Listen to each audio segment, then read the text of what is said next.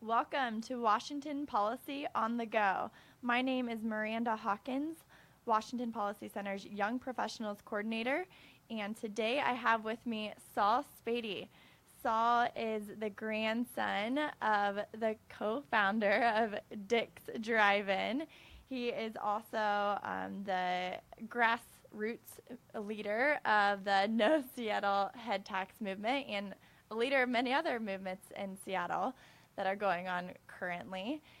To give you a little background about young professionals, we are a program within WPC designed to educate, engage, and empower the next generation of free market leaders.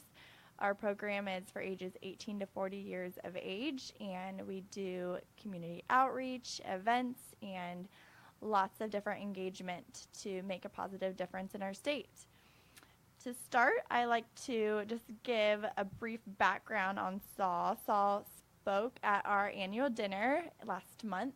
He, along with Speaker Newt Gingrich, were our keynote speakers, and he really brought some energy to the room, so we thought we'd bring him back again and have him talk about the latest work he's been doing.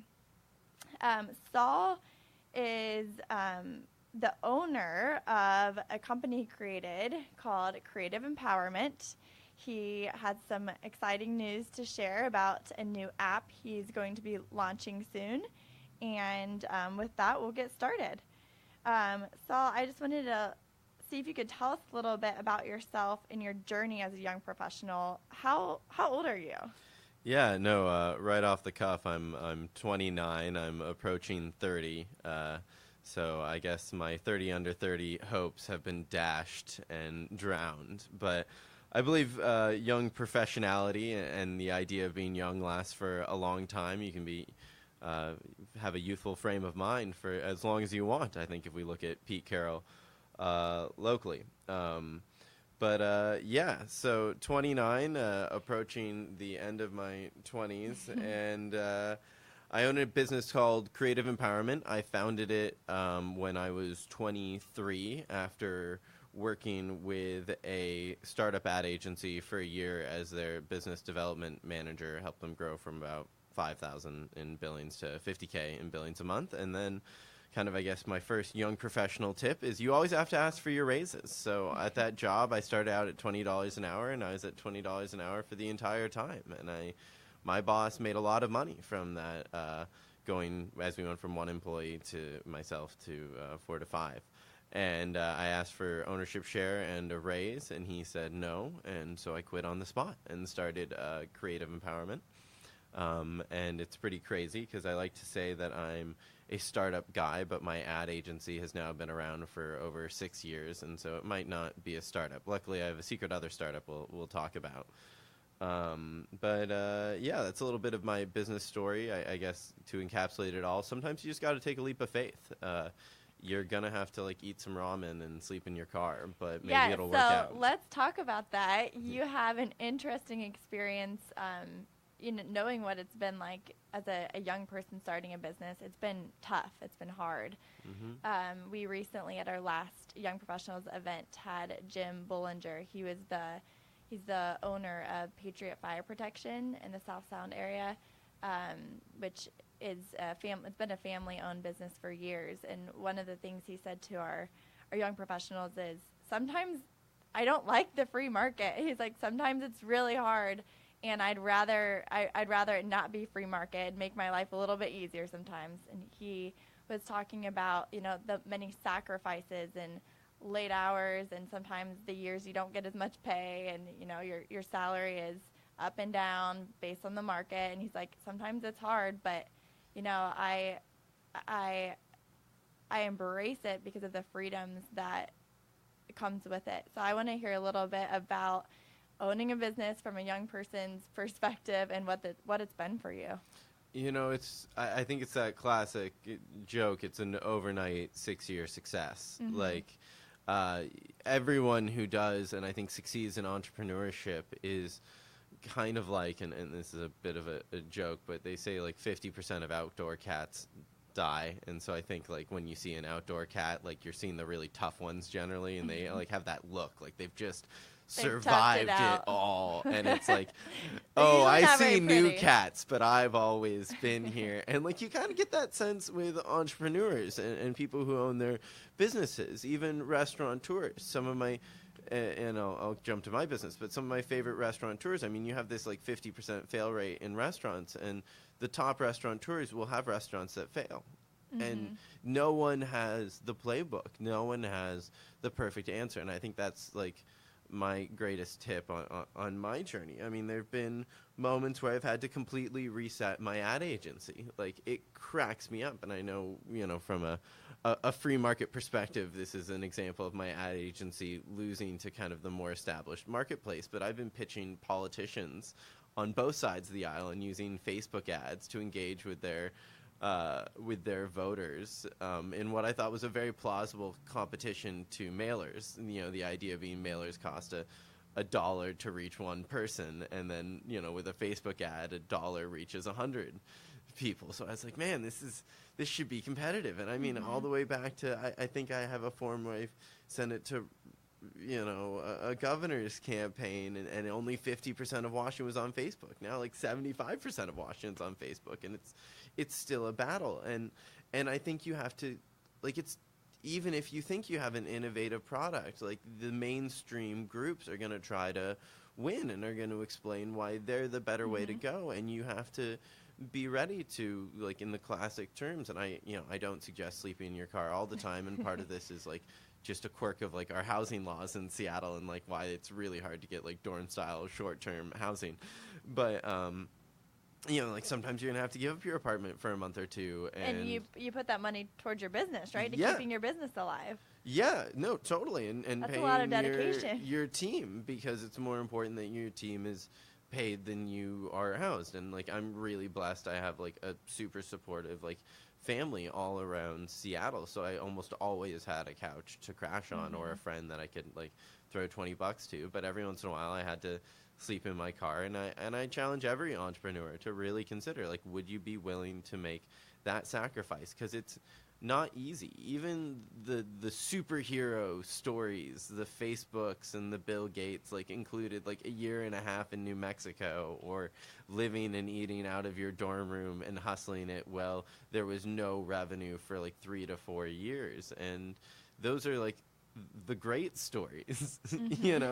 Right? There's so many other businesses that succeed that are experiencing that at smaller levels, which I think dedication is my best tip. Yeah. Well, you've been known for ruffling feathers around Seattle. And if you're listening today, I want to encourage you to embrace this if your feathers are ruffled at any point during today's podcast. And if you hear something you don't necessarily agree with, that's okay. In fact, I'd argue that sometimes it's good for us to go out of our comfort zones and to be challenged, because it means we're learning and growing, and it challenges us to think about our beliefs and if they can withhold other people's. So going off of that, I want to talk about your Facebook page. Yeah. You have a Facebook page called 21st Century Seattle, and from what I know, it's a page to align regional leaders, including Democrats, Republicans, and independents, to find common sense, proactive solutions to Seattle and King County's problems. So with that, tell us a little bit about the 7 pillars of that page. Well, yeah, and I'll even give you a little feedback about how that page was created. It was actually the No Seattle Head Tax page, but my problems with the head tax were very personal. They were based around a lot of like free market stuff. The idea that I worked with a local private charity called Mary's Place that provided 700 short-term shelter beds a night for about $8 million a year, and then the head tax was a $250 million tax that would provide 300 total shelter beds and 300 affordable housing units, and the numbers just didn't align. And so that's why I kind of spoke out against the head tax in the beginning, and that kind of boiled into what it was. But I have never been a person who wanted to just be about no. I think you only say no as step one to any sort of political conversation. And I think this is a completely nonpartisan suggestion, but I think everyone on every side of the aisle should start realizing that when they say no, they then have to become the rational opposition to whatever they said no to. And that requires some sort of whataboutism. Like, and I'll jump into 21st century Seattle as a kind of example. And we switched to 21st century Seattle because I think we're at the beginning of the 21st century. I think this city has a lot of potential to grow into something really incredible. I mean, I'm going to say it. It's very easy to say right now, but I've been saying it for about the last year, that in 2019, Seattle's going to house in its metro area the 2 largest companies in the world. That's huge. That's unbelievable, like almost unprecedented stuff for a city that's about a million people. And so I think we have to challenge ourselves and what type of 21st century city we can build. And this is kind of to being that rational, strong opposition where, I got some bad news for everybody listening. If you're a conservative, you probably have to be a different type of conservative in King County until Donald Trump is gone, because politics is both national but also local, and King County Republicans didn't do very well. And I think you could succeed better if, instead of being just, let's say, and this is very Seattle specific, but instead of no on the streetcar, which you should be no on the streetcar is a very stupid idea.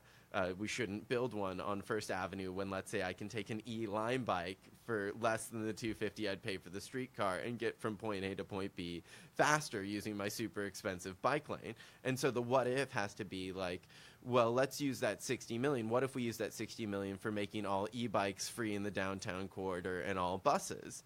And maybe you didn't accomplish a core conservative goal, but at least you avoided something that's really incompetent and created a general, more oriented level of good.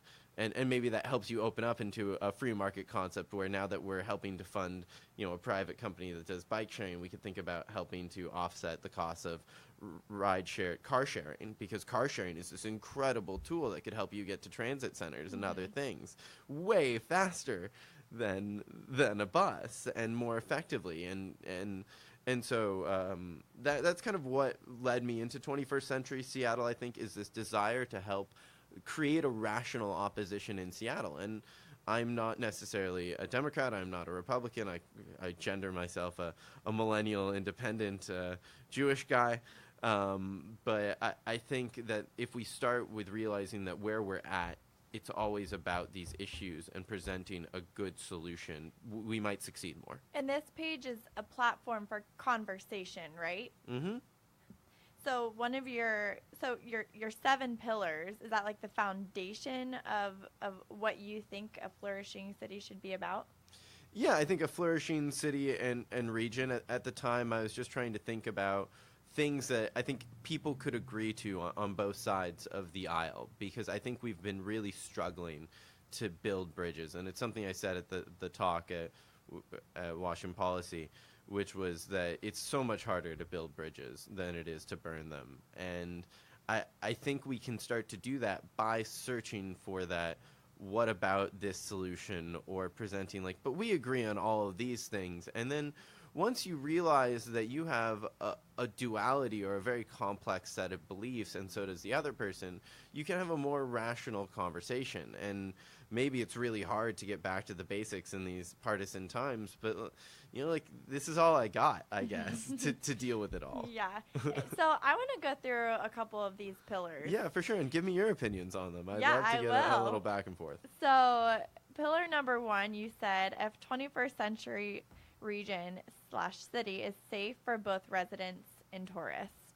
So I'm guessing you're referring in large part to the homelessness issue in Seattle and how it's increasing despite the amount of money we're putting into it. Tell us a little bit about that. Yeah, and I also believe it's just one of the core needs of any city and region is safety. Yeah. I mean, you want to be able to walk downtown and feel safe. Yeah, you want to be able to go for a run at Green Lake at night as a young woman and feel safe. And I think one of the things that's interesting about this concept of feeling safe, because it gets people into this place where then they're like, crime hasn't gone up at all in the city. But then it's like, but the incidents of violence that seem to be non-premeditated are going up. And so, like, when a homeless guy strangles a tourist underneath the Space Needle, he wasn't trying to steal money. He was just really angry and strung out. Yeah. But that's like a really scary type of violence. And when, you know, a runner is attacked running underneath I-5 in the, you know, Finney Greenwood neighborhood, that person wasn't trying to steal from them. And I think what you're dealing with is a mix of a vagrancy problem, a lack of enforcement, a lack of rational, you know, short-term shelter and then secondary housing, and then a non-regional investment in treatment. I mean, honestly, it's brutal, but we have to treat our way out of this problem, and then we have to, like, treat our way to self-sufficiency, which is even more complex. And so it's not like this solution is easy. Give a man a fish, feed him for a day. Teach a man to fish, feed him for a lifetime. We need to make it sustainable so that when, you know, when they've gone through a program, you know, they're good, like, from there out, and they can sustain it on themselves, and they have a good community around them versus expecting them to be better, you know, within a week or even a month after they do a rehab, you know, really making sure it's sustainable. And I would go on to fill it in. It's unsafe for the person on the street, and it's unsafe for the people who maybe have to go by that person who's suffering from a drug addiction.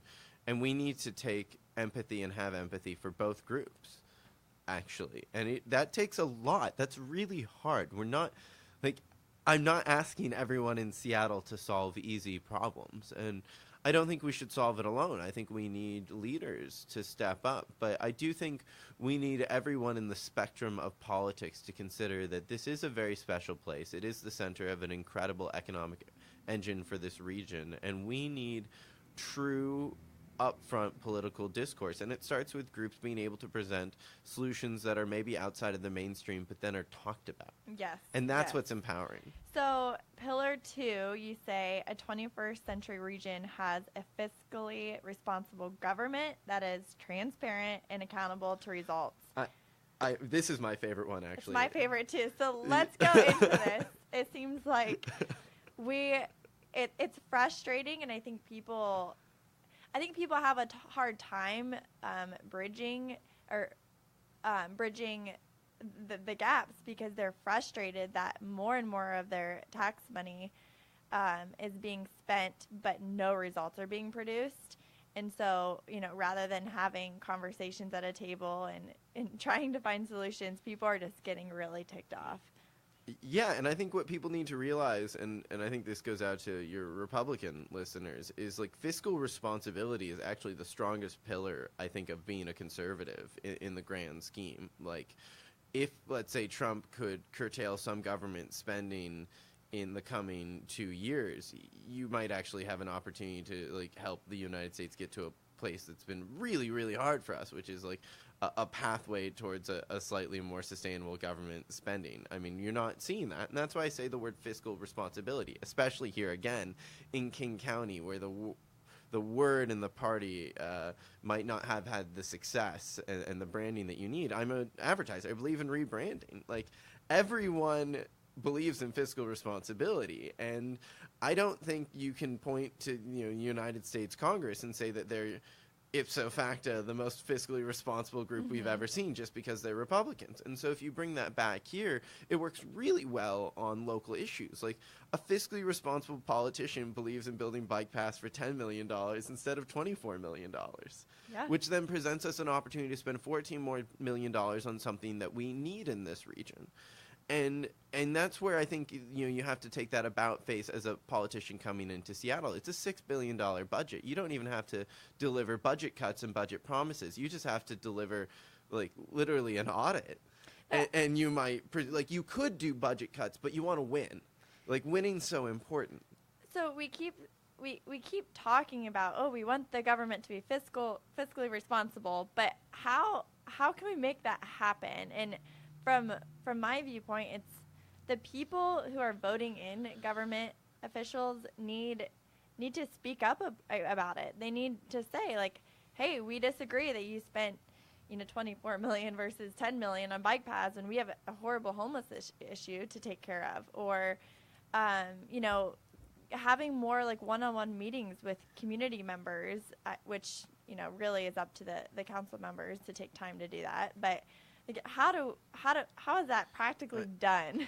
I mean, it's practically done in kind of a nuts and bolts and practical manner, which is you have an incredible blessing in the city of Seattle itself, which I think is the core issue of kind of lack of fiscal responsible government that is transparent and accountable. Like the number of pie charts you get out of City Hall to explain their spending is insanely hilarious. Like, in that, just we live in this modern age where you shouldn't be sending pie charts to track your spending. Like, there's so many other ways that we could actually open this up to the citizens, which it actually is our money. And so I think the way that you do it is you have 7 out of 9 council members up at a time when, honest to goodness, Newt Gingrich said that you need to boil it down to your 3 issues. And I think the 3 issues in Seattle and King County at large are very simple. It's safety and homelessness, it's affordable housing, and I think diversity of that housing and zoning within it. And then third, it's transportation. And I think, we have an incredible opportunity to get into some detail on transportation, partnering with the private organizations in ways that other progressive cities have. In London, they partnered with an app company called City App to create City App buses that are the same cost as the tube. So it's, the same price as public transportation. And then they filled gaps that the app had been tracking in the public sector, in the public transportation system for the residents there. And that was really successful. And they got the bus lines up and running in like 2 months.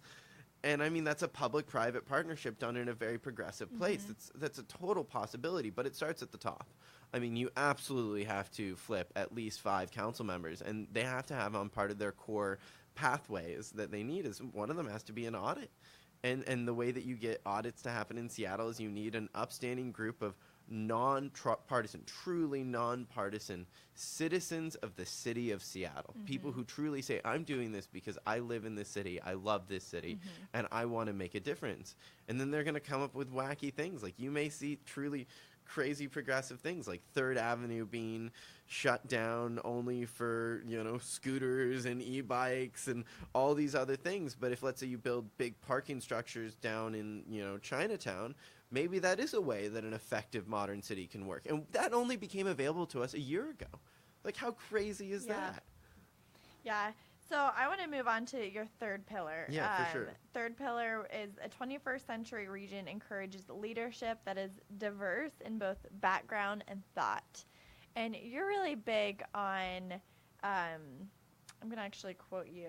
You said, to make progress, you need to have conversations with those who disagree.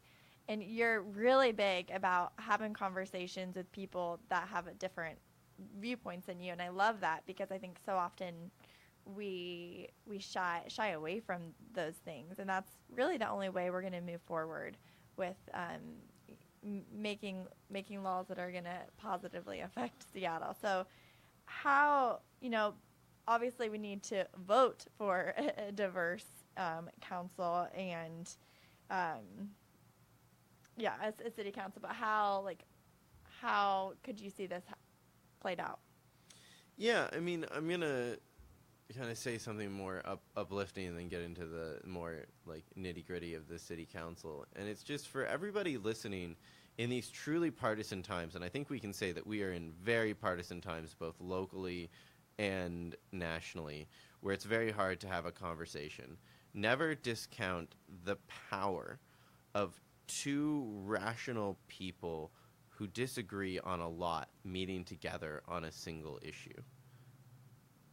Because that moment of meeting up and together so goes against the grain of what's currently happening that it really shines through. And I think we forget what can happen when those 2 people really take a step forward and differentiate themselves. And after the meeting, they can shake each other's hands and say, have a great day.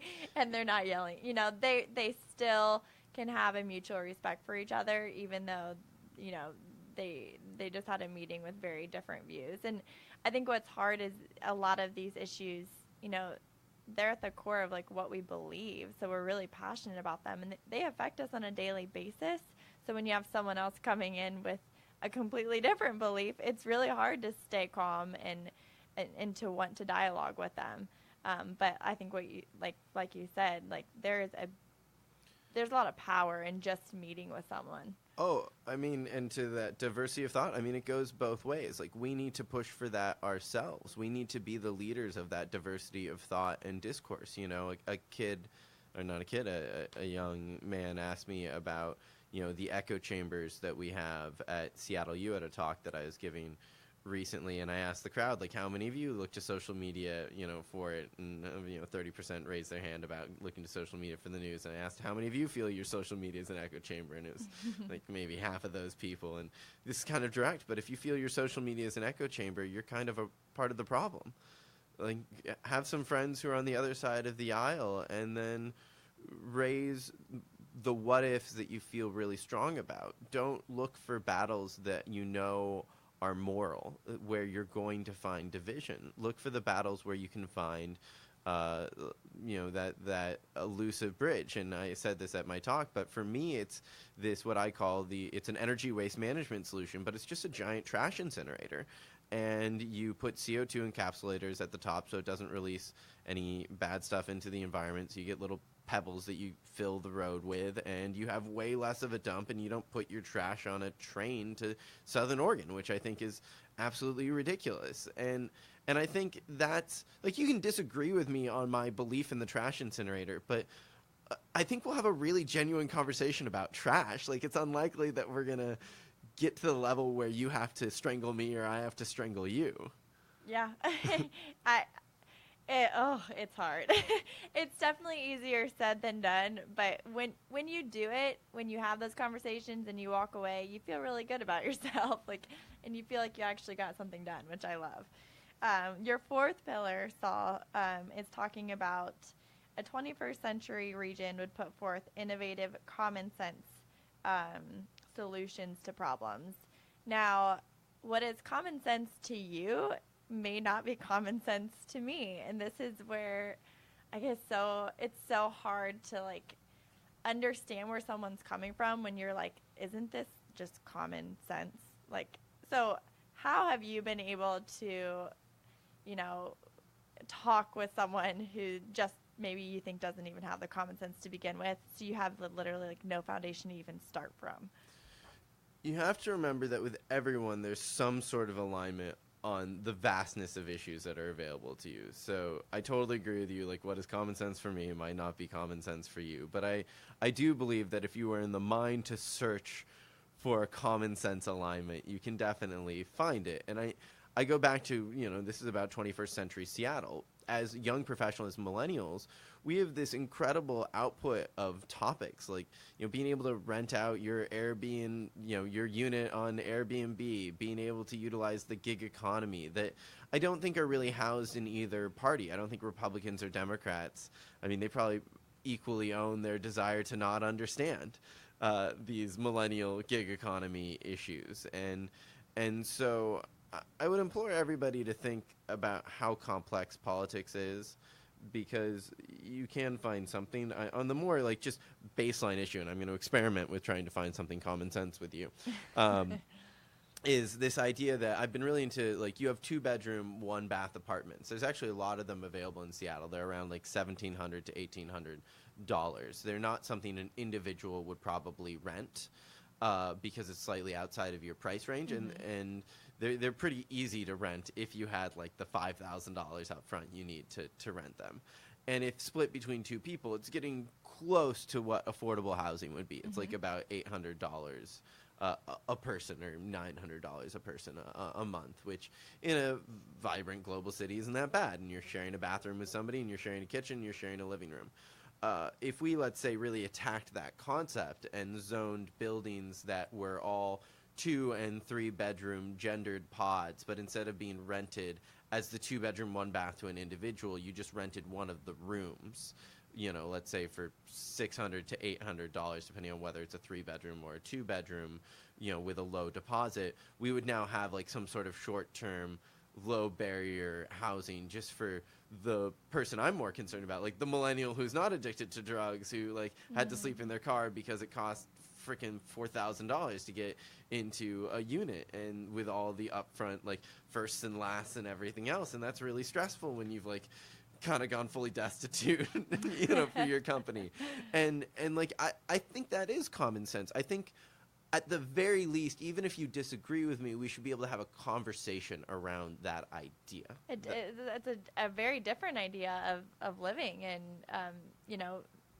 it would be interesting to get a group of people together who are in our stage of life, where it's like you said, the 1,800 a month is like not quite within our budget yet, and we don't have kids yet. We don't need technically like a lot of space. So what you just brought up is a good point. That'd be an interesting conversation. And to the free market statement for everybody, like the free market has already accounted for this. Everybody who needs housing that's less than $700 in the city of Seattle lives in 4 to 6 bedroom houses that have 1 to 2 baths and 1 kitchen. Oh, the horror! 6 people living to 1 kitchen and 2 baths. I lived in one house with 8 girls in 1 bathroom. Right. I mean, like, and literally when you bring up the idea of having like dorm style housing or these other things, council members will look at you and be like, well, I wouldn't want to live in it.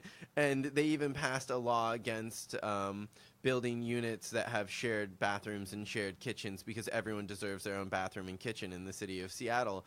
And then we have you, like free market practitioner. I paid $176 a month and saved, guess what? I graduated debt free. Yeah, no, let's high five. Woo! Right? And that's the hustle, right? Which, I think is a huge part of all of this, is like this pursuit of how can I live my life most efficiently? And I think if we had government that kind of met somewhere in between your desire, which, I'll even be like, that's a little intense. 8 girls, 1 bathroom. Maybe we should help you and create an environment where it's only But damn it, you deserve to be able to live that way if you want to. I worked really hard to get out of that. I mean, but it worked. Like, I was fine. I had my basic necessities met, but like, if you need to live like that for 2 years in order to get on your own 2 feet and, get your own place, then so be it. Like, that's part of life. That's part of growing up. And yeah, I think the government needs to get out of it and let the free market do, what makes sense. Well, and this is why the homelessness issue, it's not because my apartment that I had that was $875 6 years ago is now like $1,600 is why people are homeless in downtown Seattle. It's because of lack of enforcement. It's because of drug addiction. It's because of lack of connected pathways to stability and a regional commitment to getting people back to self-sufficiency. Because if you go to Paris, where apartments are unbelievably expensive, we're within 10 miles of the Eiffel Tower, no one's homeless, and it's a mix of both the society providing the solutions for people who are at the edges, but also of not letting people camp underneath the Eiffel Tower. Well, I love how you said not letting them, which means not giving them a choice. Like, you don't have a choice of whether you want to or not. You're not allowed to camp here. And if you ever need to explain this, it's called choice and no choice. It's a society builds enough shelter beds and enough dorm-style housing units and gendered pods and all of these things that when we go to you when you're camping, it's not you're going to be arrested. It's, sir, do you need drug rehab? And okay, you'll go to drug rehab. Oh, you don't want drug rehab, but you're actually totally able-bodied. Well, here's this housing unit and a connection with a Millionaires Club to get a job. And then if they still refuse, it's like, well, now we're going to arrest you. Yes. And then they'll just leave. Well, and why? Because they don't want to live here. They don't want to be a part of this society. And it's our job to give a pathway to be a part of this society. Yes. So that leads me to your last 3 pillars, which we're running out of time, so we'll throw it together. Pillar 6 was transportation. I skipped it. Pillar 5, you're talking about providing a sustainable pathway for employment, training, and educational growth for community members. Pillar 6 is talking about transportation, which you talked about a little bit earlier. And then Pillar 7 is what you just talked about, which was We need immediate and free health services for mental illness and addiction, and really like saying you have two options. You can go to this center we have for you, or we're going to handcuff you, like, but usually sometimes people don't want help, and you do, like, it's kind of like when you have a kid, sometimes your kid isn't going to want to do something, but you have to like make them do it, and that's the best thing for them long term. And they might not like it, and it might seem mean at first, but like, I mean, I wouldn't do the child-adult metaphor.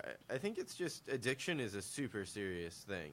And when given options when faced with addiction, if one of them is free needles and camping with very light policing, if you're really struggling to get sober, you're going to take the easy path, and not to go all Harry Potter on all of you, but it's that, classic Dumbledore quote to Harry Potter, easiest path is not, the best path is not always the easiest path. Well, yeah, I mean, and you have to really look long term, and sometimes that's the most painful path, the long term. But for the short term, to that concept of building bridges, my dream scenario would be a company that's, fully engaged with the free market, like Dick's Drive-In, and then a union like the Teamsters Union that's providing first-time employment and pathways to really stable employment and jobs that are needed, would team up and try to lobby, a rational city council to create a program where we give businesses tax credits for hiring people who've gotten sober, where, we have this pathway where you go from the street to your, small, 2-bedroom or 3-bedroom unit that's subsidized, where we then pay you as a city through the Millionaires Club to pick up trash in the city for $15 an hour. You do that for a month or two while either going through rehab, or if you're already sober, just getting kind of more stable. And then at the end of that, you'll work with somebody to help you choose your path. Do you want to become an electrician? Do you want to go to community college if that's your path? Do you want to be, maybe you actually like picking up trash, because it turns out if you're a trash guy in the Teamsters Union, you're going to be making six figures and getting healthcare and like literally have a family wage salary. And I think that's way better than being on the street. But we as a society have to realize that we're at this economic moment where unemployment in the city is like 3%. There's actually opportunity at the margins. It's just our job to get people there. Well, Saul, I appreciate your input on all of that. If you want to see these 7 pillars and talk about them, if you have any feedback, if you have any disagreement with some things that were mentioned, you should go on the 21st Century Seattle page and give us your thoughts. You can also comment on this podcast as well. But to wrap it up, I wanted Saul to give us some exciting news on a new Dick's location and also on his new app that he's launching. Yeah, so for anybody who lives kind of in the South Sound region, our new Dick's Drive-In in Kent is opening December 12th. If you're a very passionate fan, you can follow Dick's Drive-In on Facebook or Instagram, and over the next 2 weeks I'm giving away these secret orange tickets where you have to play a Facebook Live game show to then win to be first in line. But I think the wait lines are going to be intense. And then for my app, it's an app called Yesterday. It's for building and sharing the story of your life with only the people you want to. My joke is that stories are very successful on Facebook, Instagram, and Snapchat, but you have 2 companies making you share your story in the exact same way with everyone who follows you right now. And with Yesterday, I allow you to share your yesterday, the previous day. It starts sharing at 4 a.m. of the present day. With only those you choose, and every day starts out private, because I believe you might tell a different story just for yourself, and that your story is precious and valuable. So yeah, keep a lookout for that if you're an iPhone user. Sorry, Android users. And yeah, everybody who's listening, if you engage and want to be engaged on politics, the 2019 Seattle elections are such an exciting opportunity. They're tiny 100,000 person races. If you canvass, if you volunteer, you'll make a difference. And I think you'll have a plethora of candidates to choose between. So, well, that wraps up our podcast for today. Thank you, Saul, for being with us. I wanted to let you all know about our upcoming Young Professionals Holiday Party. That's December 12th. It will be at the Red Hook Brew Lab, and you can register online at washingtonpolicycenter.org/events. If you want to stay tuned to more of the events and cool things that we're doing, please like us on Facebook. We also have an Instagram you can follow us on, and visit our page, washingtonpolicycenter.org/youngprofessionals. If you have any questions about today's podcast or want to interact with us, visit us there. Thank you, and we'll see you next time.